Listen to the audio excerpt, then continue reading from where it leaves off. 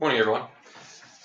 Today we are going to spend a little bit of time going back to radical equations. So, all of you at this point should have completed that assessment, and it was quite a while ago. You should have also completed the advanced factoring, which means that you should be able to, at this point, both solve radical equations and factor, which allows us now to do both at the same time, which can only be fun. Right? Okay, actually for me it is. I think it's kind of a cool, fun problem, but maybe I'm weird. Anyway, we're going to look at the problem. Where is it? I wrote it down over here someplace. There it is. Square root of x plus 6 equals x plus 4. All right, now looking at this problem, if you recall our experiences with radical equations, which was a pretty groovy time, I said, trying to steal more 90s lingo? I think 90s lingo. It was a weird time. Our radical's by itself, and that's what we want, our radical. Right there. And that was our goal. That's always the first thing that we want to do, is get the radical by itself, because you can't get rid of the radical until the radical is by itself. Well, you can, but it gets gross and ugly. This is the way you want to do it. Trust me. Okay? So, once we have the radical by itself, our second step was to square both sides. And this is where things are going to get a little... Okay? So, squaring both sides means we put parentheses around the whole side, and we're going to square it. Now, on the left side, the square root of anything squared, we've talked about this, is just the thing. The square root of 4 squared is 4. The square root of x plus 6 squared is x plus 6. Okay? Hopefully you remember that. Equals. But this x plus 4 squared, that's not as easy to deal with. We're going to have to FOIL, and that's why a couple of days ago we had that mini foiling lesson. It's because I knew that this was going to come up. See, every so often I do a smart thing. Not every day that you get to see that. All right, so looking at this x plus 4 squared, we're going to need to FOIL. First times first is x squared plus 4x plus 4x plus 16. Combine our like terms, so I'm going to write the whole thing down here. X squared plus, that'll be 8x plus 16. Okay?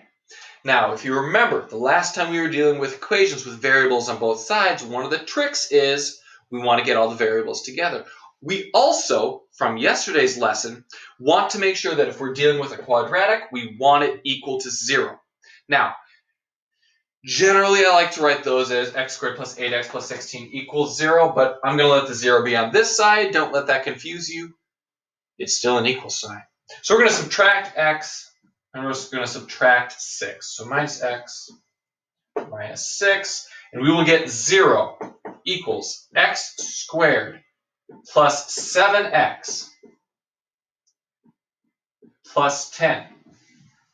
Okay? And now this is just a problem that we were doing yesterday. X squared plus 7x, I gotta come down here, plus 10, we're gonna factor that. Factors of 10 that we want are gonna be 5 and 2.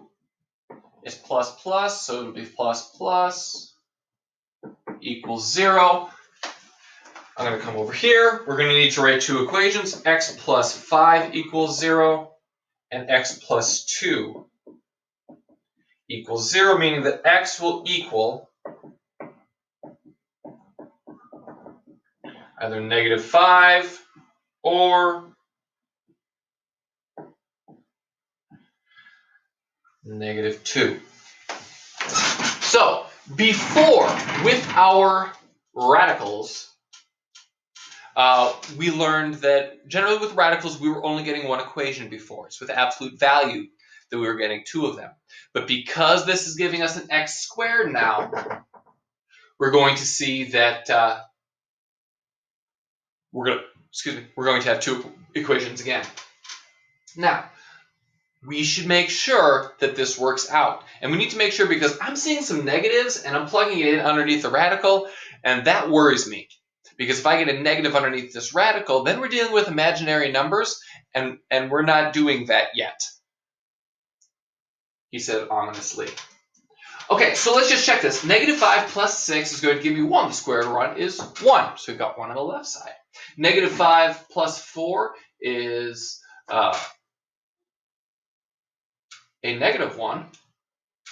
1 doesn't equal negative 1. So that doesn't actually work.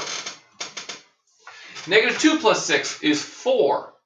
Square root of 4 is 2. Negative 2 plus 4 is 2. 2 does equal 2. So the negative 2 one will work. And I just want to double check my math on the negative 5.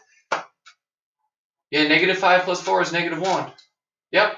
That will, the negative 5 actually does not work, even though we got it as an answer. So you do need to make sure that you're double checking your answers with these, okay? So it's just a negative 2 here. Let me give you another problem. I want you to try on your own. Okay, I'm going to give you this problem. It's a little less complicated because I don't want something gross like foiling to mess with you. So there will be some foiling problems on the homework, but I don't want you to practice that now. What I want you to practice is just the method. So square root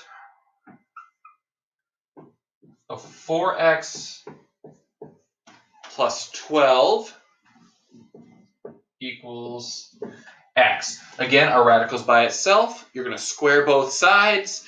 Then you need to combine your both sides. I would recommend bringing everything over here to that side so you don't have a negative x squared, because that's not fun.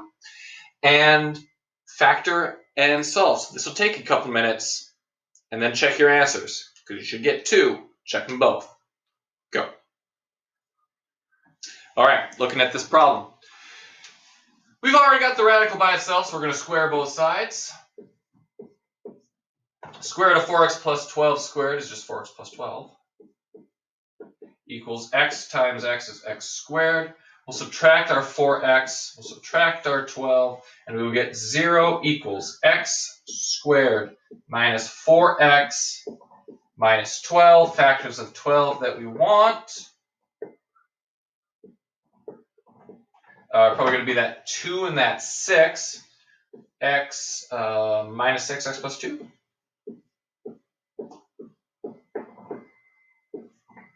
Equals 0. Set our answers equal to 0, and we will get x equals 6 and negative 2, because 6 minus 6 is 0, and negative 2 plus 2 is 0.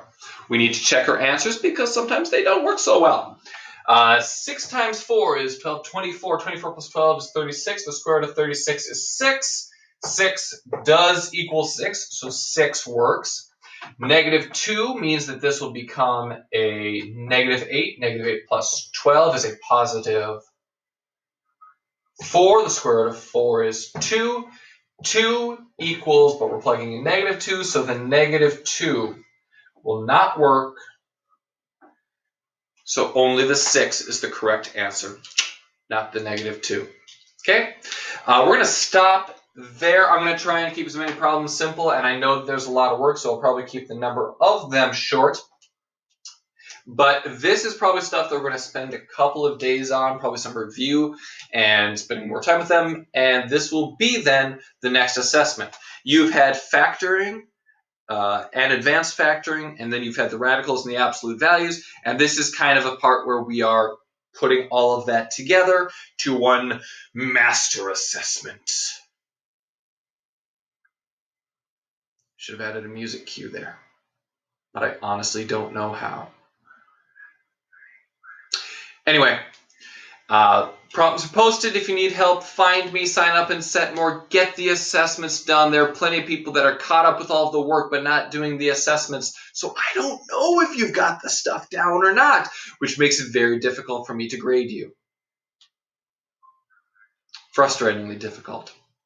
So, go ahead, get to work, sign up for assessments, and I will see all of y'all tomorrow.